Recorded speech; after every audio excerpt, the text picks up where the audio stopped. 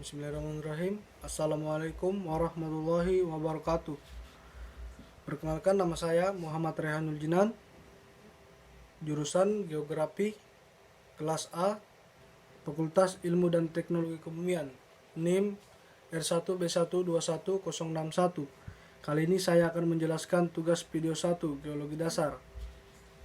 Baik, saya akan menjelaskan tugas nomor 1, yaitu soal dari nomor 1 adalah jelaskan apa yang dimaksud dengan geologi. Jawabannya, kata geologi berasal dari dua kata bahasa Yunani, yaitu geos yang berarti bumi dan logos yang berarti ilmu. Jadi geologi adalah studi mengenai bumi dan fenomena yang terjadi di dalamnya. Geologi secara umum membahas mengenai material pembentuk bumi dan segala proses yang terjadi baik di dalam bumi, bawah permukaan maupun yang terjadi di atas bumi. Permukaan bumi, gaya yang bekerja di dalam bumi, endogen menghasilkan gempa bumi dan aktivitas vulkanik. Sementara itu, gaya eksternal, eksogen, menyebabkan terjadinya pelapukan, erosi dan pembentukan bentang alam. Nomor 2 adalah, menurut Anda apa yang dimaksud dengan hukum uniformitarianisme? Jawabannya, uniformitarianisme adalah sebuah paham yang menyatakan bahwa dalam alam semesta ada keturunan sehingga suatu peristiwa akan terulang kembali.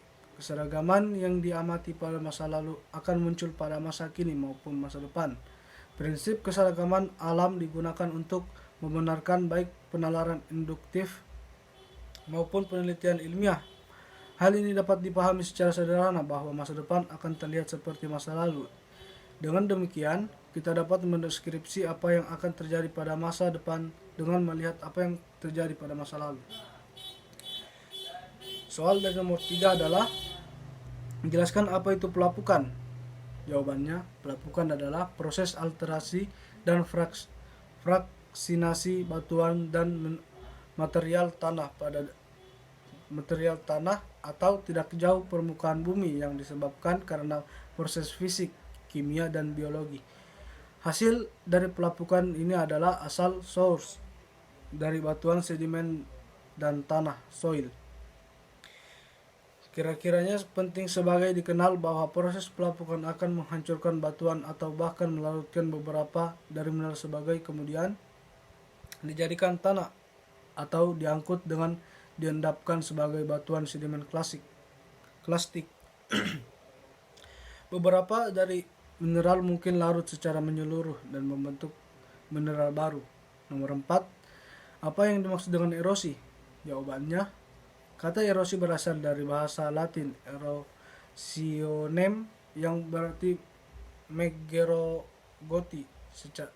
Secara umum, erosi adalah proses alami pengikisan tanah lapisan atas oleh air, angin, atau es. Erosi memang membentuk banyak penampakan alam menarik seperti puncak gunung, lembah, dan garis pantai. Soal nomor 5 adalah, jelaskan perbedaan antara pelapukan dan erosi. Jawabannya, dalam istilah geologi, erosi adalah peristiwa pengangkatan dan pemindahan secara fisik partikel, batuan, kotoran, pasir, dan bahan alam lainnya oleh sumber-sumber pencetusnya seperti sungai atau gletser. Erosi dapat terjadi secara fisik atau mekanis, misalnya angin, gelombang, dan arus. Air yang mengalir seperti curah hujan atau es glasial yang bergerak, atau dapat pula terjadi secara kimia ketika partikel bergerak ke dalam larutan cair yang melarutkan batuan dan mineral. Sedangkan pelapukan adalah serangkaian proses individu yang menyebabkan perubahan fisik atau kimia dalam batu atau tanah. Batuan atau mineral yang lapuk akan pecah menjadi unit-unit kecil, pada akhirnya hancur menjadi partikel yang lebih kecil lagi. Hal ini berlangsung dalam dua cara utama, pelapukan fisik atau mekanis dan kimia. Untuk tingkatan yang lebih rendah, pelapukan biologis yang juga dapat terjadi. Berikut ini adalah proses pelapukan. Nomor 6. Apa yang dimaksud dengan mineral? Jawabannya, mineral adalah padatan senyawa kimia homogen non-organik yang memiliki bentuk teratur, sistem kristal, dan bentuk secara alami. Istilah mineral termasuk tidak hanya bahan komposisi kimia tapi juga struktur mineral. Mineral termasuk dalam komposisi unsur murni dan garam sederhana sampai silikat yang sangat kompleks dengan ribuan bentuk yang diketahui. Senyawa organik biasanya tidak termaksud. Ilmu yang mempelajari mineral disebut mineralogi. Soal dari nomor 7 adalah dalam deskripsi tanah, semakin gelap warna tanah tersebut mengandung bahan organik seperti belerang dan nitrogen. Mengapa demikian? Apakah ada zat-zat kimia juga yang membentuk suatu tanah tersebut?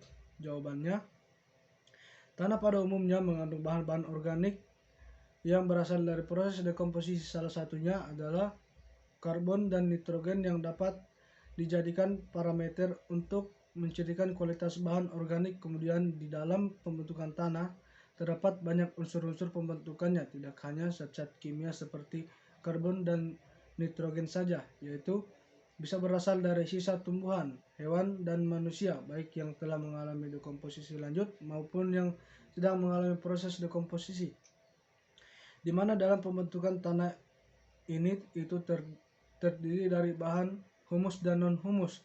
Bahan humus adalah bahan yang telah terdekomposisi dan merupakan lapisan tanah yang paling subur, dan bahan non-humus yaitu bahan yang sedang terkomposisi dan terdekomposisi sebagian. Nomor 8. Pada macam-macam batuan yang kita ketahui terdapat 3 macam batuan penyusun bumi. Batuan tersebut ialah batuan beku, sedimen, metamorf. Apakah hanya 3 macam batuan ini saja penyusun kerak bumi? Jelaskan. Jawabannya, pada penyusun kerak bumi terdapat beberapa batuan seperti batuan beku, sedimen, dan metamorf. Ketiga batuan itu adalah pengelompokan jenis-jenis batuan yang berbeda-beda, namun dikategorikan dalam ketiga jenis itu. Pada dasarnya bumi yang kita pijak ini tersusun atas batuan yang bahan dasarnya sama, yaitu dari permukaan magma. Meskipun bahan dasarnya sama, karena prosesnya berbeda, maka terbentuklah batuan yang berbeda-beda pula. Dalam pembentukan batuan sebagai penyusun kerak bumi ini terdiri atas 3 jenis seperti yang sudah disebutkan. Dan dari 3 jenis itu terbagi-bagi atas beberapa macam batuan namun masih dalam jenis pembentukannya yang sama. Soal dari nomor 9 adalah, jika batu andesit atau bisa dikenal sebagai batu candi sangatlah kuat untuk bahan konstruksi bangunan, tapi mengapa batu andesit jarang sekali digunakan dalam bahan bangunan? Jawabannya, pada dasarnya dalam pembuatan bangunan saat ini adalah bagaimana cara kita bisa membuat sebuah bangunan dengan bahan-bahan yang memadai dan mudah didapat.